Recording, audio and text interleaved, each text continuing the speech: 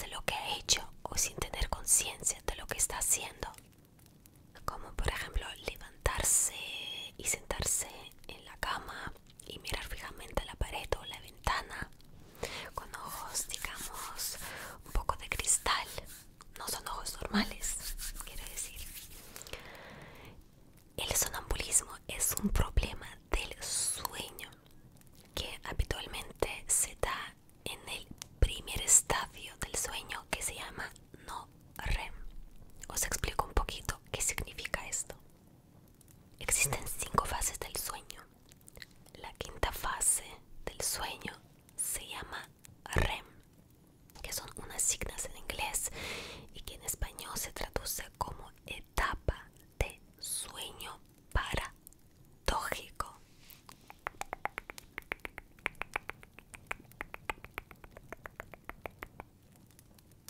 Y este trastorno es más frecuente en los niños que en los adultos y generalmente se supera antes de los 10 años. Pero por supuesto sí que existen casos en los adultos. Y esto ya se debe ya a enfermedad adicional como trastorno mental. Entre ellos puede ser causas de tomar sustancias prohibidas, alcohol, incluso estrés. Sí, sí. Yo no sé si tú conoces a alguna persona que padece este trastorno. Si conoces, me encantaría que me lo escribas un comentario sobre este tema. ¿Ok? Vale. Y ahora vamos a ver cuáles son los síntomas de la persona que padece ese trastorno.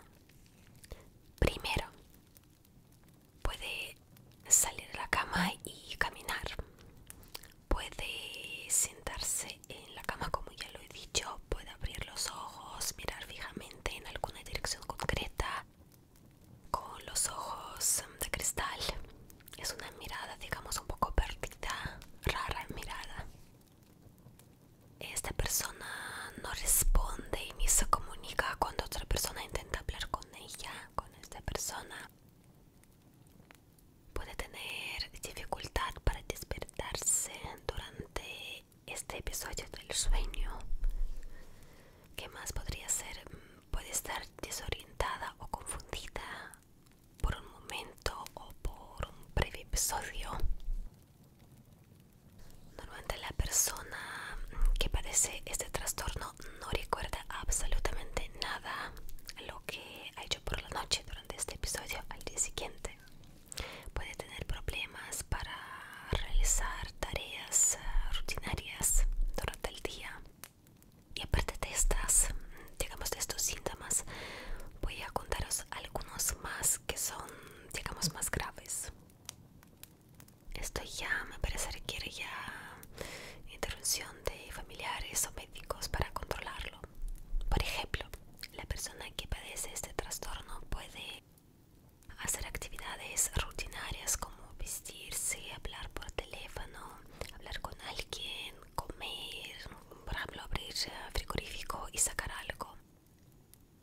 Puede salir de casa, puede conducir un coche, puede tener comportamientos, digamos, muy extraños, muy extraños, como salir de casa desnuda, tirar la basura en casa o hacer el pipí en la entrada de su casa o en la entrada de su vecino. Digamos, muy raros.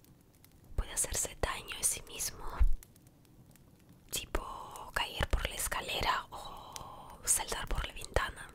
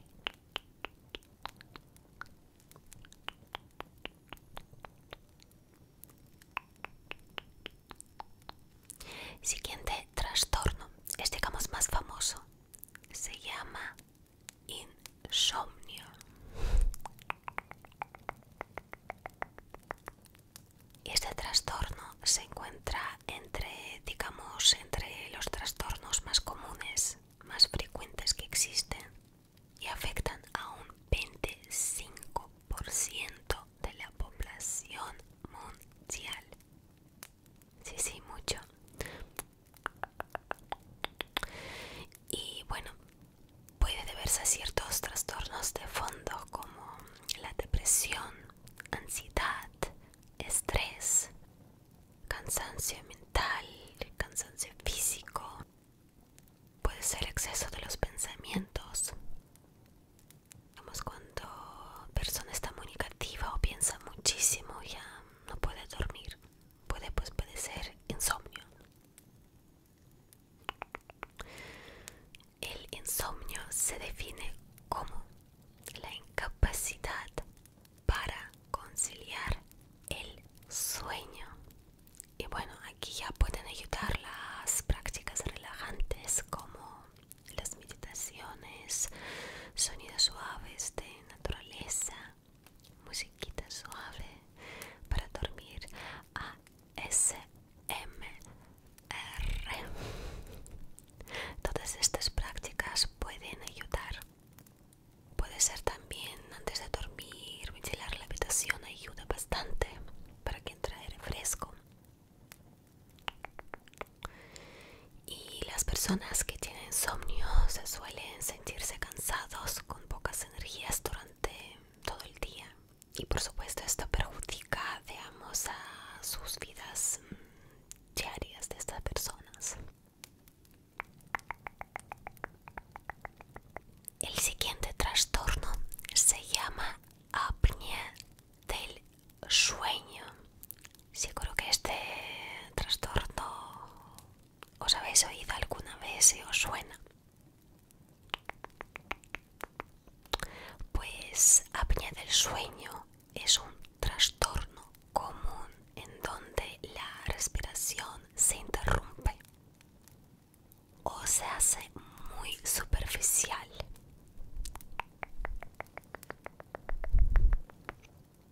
Y estas interrupciones pueden durar desde unos pocos segundos a minutos, que digamos puede ser 2 minutos. La persona que tiene este trastorno puede roncar mucho.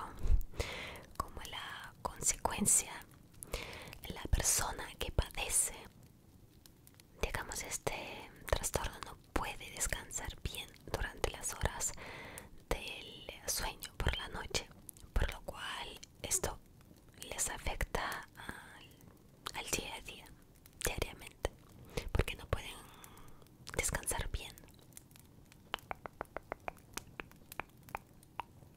Y bueno, vamos a ver ahora las causas que pueden provocar apnea. Muchas veces este trastorno debido a causas fisiológicas. Digamos, en las condiciones normales, cuando las personas duermen, la vía aérea puede respirar con tranquilidad, con toda normalidad. Pero en algunas fases del sueño los tejidos se cierran y lo que hacen es bloquear la vía respiratoria, causando este trastorno, apnea. Eso es lo que pasa en ese trastorno. Y además de esta causa, por supuesto, existen otros factores que pueden aumentar el riesgo de padecer apnea. Vamos a ver cuáles son. Y la mayoría de ellos son fisiológicos, como ya lo he dicho. Primera, las personas que tienen un cuello muy grande pueden padecer apnea. La persona que tiene determinadas formas de vía respiratoria que origina el colapso de la vía. Puede ser que la lengua puede bloquear la vía respiratoria, que puede estar en una forma mal colocada o rara. Otra causa es obesidad. De hecho, el 80% de los pacientes, de las personas que padecen apnea, son personas obesas. Y le he dicho bien, obesas. Y otra causa es tener maxilar interior más corto que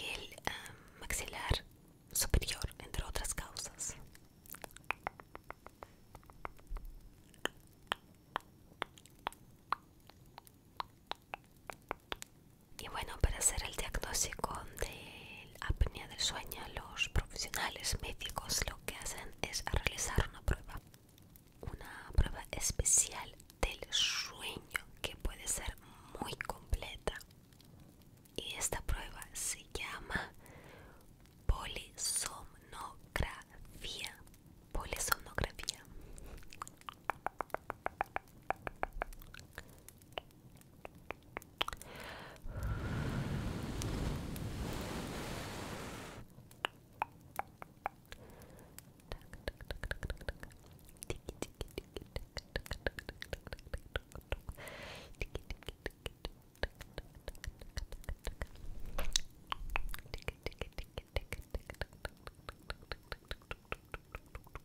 Siguiente trastorno se llama narcolepsia.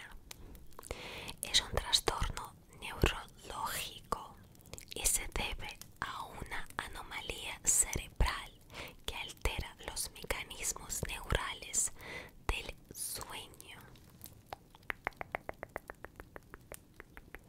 Este trastorno consiste en episodios de sueño repentinos en horas de vigilia.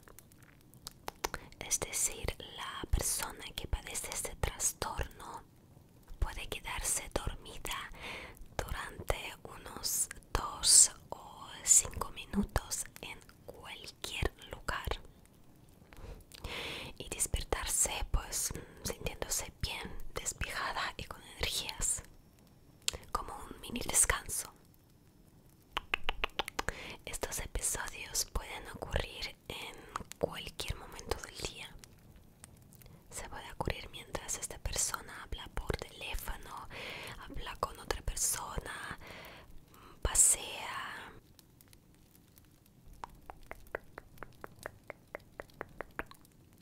Y bueno, la narcolepsia puede también darse en los perros. Y ahora vamos a ver cuáles son las causas de este trastorno que provoca este trastorno. Los científicos no han logrado aún determinar, digamos, las causas de este trastorno, pero han señalado algunos posibles efectos de esta enfermedad, que son dos, que pueden ser estrés o traumatismos craneales. Y por supuesto, en algunos casos tiene